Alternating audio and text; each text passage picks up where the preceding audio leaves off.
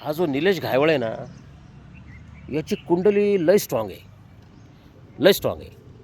म्हणजे त्याच्या कुंडलीमधले सगळे ग्रह आहेत ना, आपापल्या घरात जाऊन चिडचूप बसलेत. राजकीय पक्ष, पोलीस सगळे चिडचूप बसलेले आहेत. आणि निलेश घायवळच्या कुंडलीमध्ये परदेशवारी नव्हतीच, विदेशगमन नव्हतंच. पण असे काही ग्रह फिरले ना त्या कुंडलीतले, मग ते तुम्हाला सांगतो, शुक्र शनीच्या गळ्यात जाऊन पडला, शनी रडायला लागला, राहू केतू तर म्हणजे ढसाढस धाय मोकळून रडायला लागले. मग शेवटी आपापल्या सगळे, आता हे ग्रह म्हणजे कोण, तर सगळ्या पक्षांबरोबर ज्यांचे ज्यांचे फोटो होते घायवळचे ते लोक.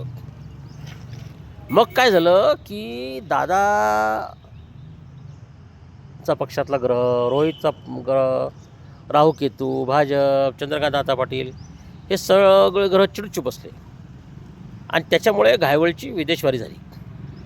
असं झालं ते. नाही तर घायवळच्या नशिबात परदेश गमन नव्हतं आत्ता लंडनला असं. हां.